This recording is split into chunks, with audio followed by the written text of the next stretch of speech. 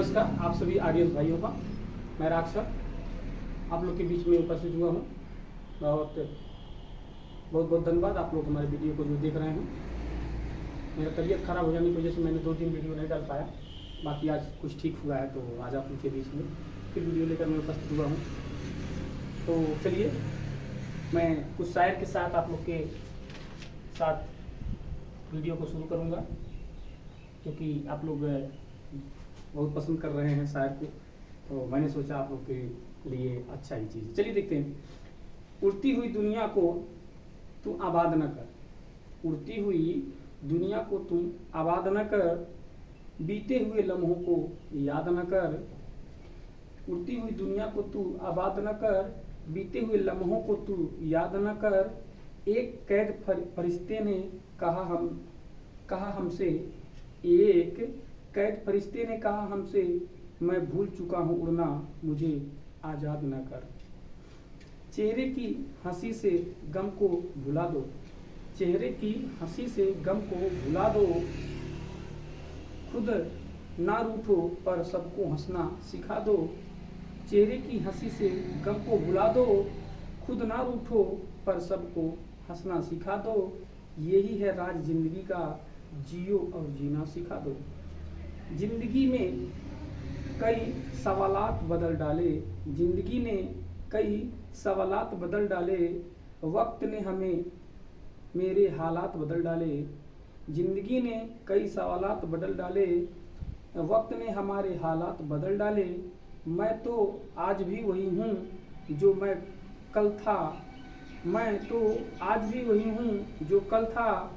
बस मेरे लिए लोगों ने अपने ख्यालात बदल डाले। जब टूटने लगे हौसले, जब टूटने लगे हौसले, तो बस ये याद रखना, बिना मेहनत के हासिल तक तो ताज नहीं होते। जब टूटने लगे हौसले तो यह याद रखना, बिना मेहनत के हासिल तक तो ताज नहीं होते। ढूंढ लेते हैं अंधेरों में भी मंजिल अपनी, जुगनू कभी रोशनी के मोहताज नहीं होते। कहने वालों का कुछ नहीं जाता, सहने वालों कमाल करते हैं। कहने वालों का कुछ नहीं जाता, सहने वालों कमाल करते हैं।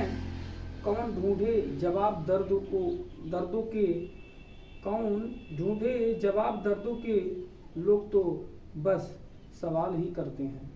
जिंदगी के लिए जान जरूरी है, जिंदगी के लिए जान जरूरी है। पाने के लिए अरमान भी जरूरी है। हमारे पास चाहे हो कितनी भी गम, हमारे पास चाहे हो कितनी भी गम, पर आपके चेहरे पर मुस्कान जरूरी है। छोटे से दिल में गम बहुत, छोटे से दिल में गम बहुत हैं। जिंदगी में मिले जख्म बहुत हैं। मार ही डाली कब की दुनिया हमें, मार ही डाली कब की दुनिया हमें। कम वक्त दोस्तों को दुआओं में बहुत दम है।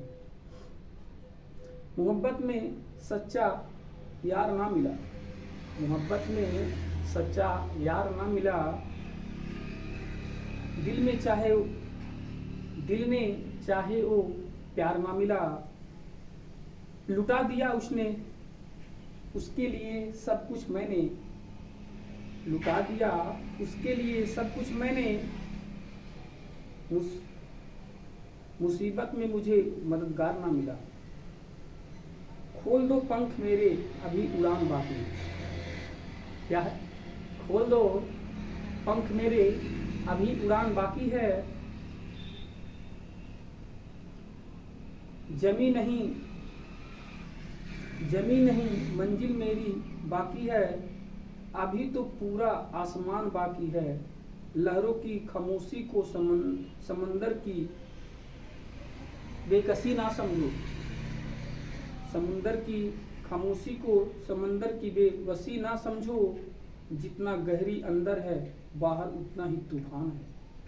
हर सुबह तेरी दुनिया में रोशनी कर दे, हर सुबह तेरी दुनिया में रोशनी कर दें। रब तेरे गमों को तेरी खुशी कर दे। जब भी टूटने लगे तेरे सांसें, खुद खुद तुझमें शामिल मेरी जिंदगी कर दूँ। बाकी चलिए मैं अब पढ़ाई की तरफ चलूँगा। देखिए, अगर मैंने इतिहास को, मानव जाति की इतिहास को लेकर उपस्थित हुआ हूँ, इसमें लिखा गया है पृथ्वी पर मानव पाषाण काल, मानव की उत्पत्ति कैसी होती है, जिसको हम आदि मानव कहते हैं। क्या कहते हैं? आदि मानव। आदि मानव मतलब जो अनंत काल के समय में उत्पत्ति हुई, उन्हीं को हम आदि मानव के नाम से जानते हैं। आदि मानव के काल को जब हमारे उस समय में इतनी शिक्षाएं दिखी, गला फंस रहा है क्योंकि तबीयत खराब होने के नाते मजा नहीं आ रहा, लेकिन चलिए ठीक है, आप लोग के प्यार है तो कुछ भी सहने के लिए तैयार है। पृथ्वी पर मानव पाषाण काल, तो उस समय की बात है जब हमारे समय में बहुत विकसित विज्ञान नहीं हुआ था, कलम कापियाँ नहीं थी, गणित विज्ञान नहीं था, विद्वानों की कमी होती थी। तो उस समय के आदि मानव के जो समय बांटे गए, तो उसमें 3 समय को बांटा गया, जिसमें पृथ्वी पर मानव की जो काल बांटा गया, काल मीन्स होता है समय, काल मीन्स होता है समय, तो पूरा पाषाण काल, मध्य पाषाण काल, यानी नव पाषाण काल, यानी 3 काल में पूरी आदि मानव की हिस्ट्री को आंका गया या बनाया गया। अब इस तीनों में, मतलब इनके तीनों कालों में बहुत इंजॉयफुल रहा। कोई काल कैसे बीता इनका, पूरा पाषाण काल जो मतलब पूर्ण रूप से पत्थर पर ही निर्भर था। पूरा पाषाण काल का मतलब जो पूर्ण रूप से पूरा काल, मतलब 1 सदी जिसे कह सकते हैं, 1 सदी जितना था, पूरा सब पत्थरों पर ही उनकी जिंदगी था। मध्य पाषाण काल मतलब बीच में मध्य पाषाण काल जब आया, मध्य पाषाण का मतलब आधा जीवन पत्थर से गुजर रहा था, आधा अपनी लकड़ी और वन और अपनी मेहनत और अपनी मृदा और जमीन से बारे में और जल पानी से होता था। तो नवा पाषाण काल, नवा पाषाण काल आगमन तब हुआ जब पूरा पाषाण काल लास्ट खत्म हो जाता है, मध्य पाषाण काल आती है, उसके बाद जो होता है नवा पाषाण काल, मतलब नवा युग का निर्माण। जैसे पूरा पाषाण काल में मानव को खाना खाने का तरीका नहीं पता था, कपड़ा पहनने का तरीका पता नहीं था, नंगे जंगले में घूमता था, झुंड में रहता था, जानवरों के कच्चे मांस को खा लेता था। और जो इस तरह से मतलब पाषाण काल की जो स्टेटमेंट थे उनके, पूरा पाषाण काल में जो पत्थरों के काल को ही काल माना गया है, मतलब पत्थर से ही जानने लगा, क्योंकि पत्थरों में गुफाओं बना करके रहते थे और जंगल से गुफाओं की तरफ इन लोगों का आगमन होती है। और जब पत्थरों के पास आते हैं तो पत्थरों से इनकी जानवरों को सुरक्षा होने लगी और पत्थरों को तोड़ तोड़ करके छोटे छोटे टुकड़ों में करके शिकार करने का उनका साहस हो गया। तो इस तरह से एक दिन की समय है जब पत्थर को तोड़ रहे थे, तो पत्थर को जब पटका गया ना, तो एक चिंगारी मतलब आग निकला, आग। तो आग निकलने से उनको ये पता चला, अच्छा आग निकलेगा, तो उन लोगों ने यहाँ से आग की उत्पत्ति किया। और आग की उत्पत्ति करने के बाद मध्य पाषाण काल की उत्पत्ति होती है। अब मध्य पाषाण काल की उत्पत्ति जब ज्यों ही हो जाता है, तो नवा पाषाण काल का उत्पत्ति कैसे हो गया। अब यहाँ मध्य पाषाण काल जो है, तो आधा पत्थरों से चल रहा था, आधा लकड़ियों से चलने लगा। अब दोनों को गांठ, मतलब दोनों को कॉम्बिनेशन हो गया, समझौता हो गया। उसके बाद नवा पाषाण काल में, तो नवा पाषाण काल में जैसे मान लीजिए आदि मानव ने जानवरों को खाल से अपने तन को ढकने लगा, उनके दांत से अपने जीवर बनाने लगा और उनके हड्डियों से अपने लिए पोशाक का तैयारी करने लगा और जमीन की खुदाई करने लगा, पेड़ पौधों को कटाई करने लगा और जंगलों को साफ करते हुए खेत की निर्माण करने लगा।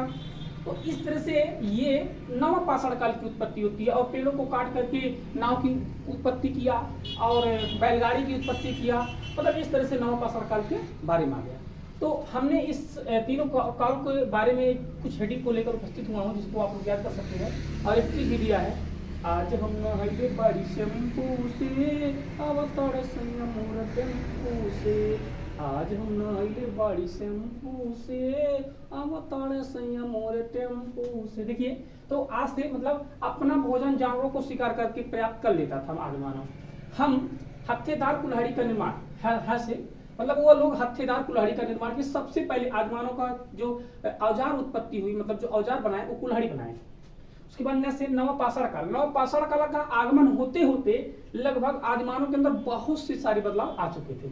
शैम्पूस मतलब शिकार के माध्यम से जीवन का निर्वाह करना, वो शिकार पर ही निर्भर होते थे, मतलब जीवन में शिकार करना ही उनकी सब कुछ होती थी। अगर शिकार नहीं करते तो भोजन करने की उनकी चांसेस नहीं होती थी और उनको मजबूरी में जाना पड़ता था शिकार करने के लिए।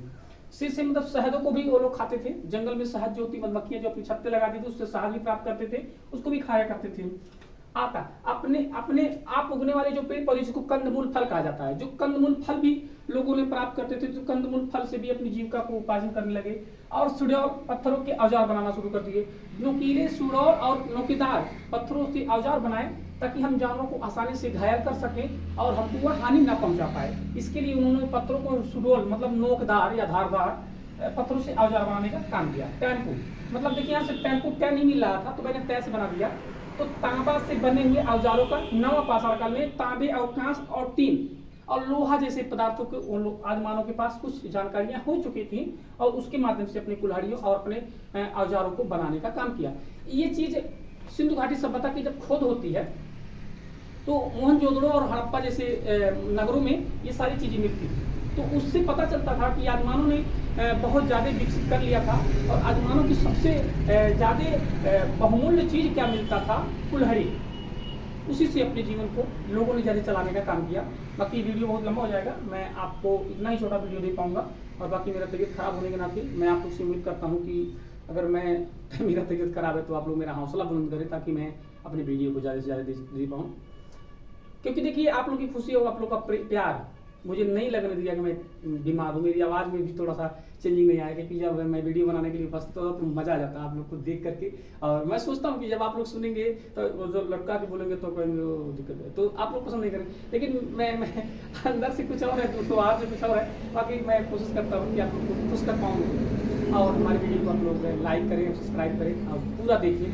नहीं पसंद आ रहा तो आप लोग वीडियो को लगा करके साइड में रख लीजिए ताकि घंटा तो हमको दीजिए। आप लोग हमारे हो गए हैं और अपने लिए नहीं लगेंगे तो किसके लिए लड़ेंगे। तो चलिए बाकी वीडियो लंबा हो जाएगा। मैं उम्मीद करता हूँ कि आप लोग हमारी बात और भावनाओं को कदर करेंगे। नमस्ते।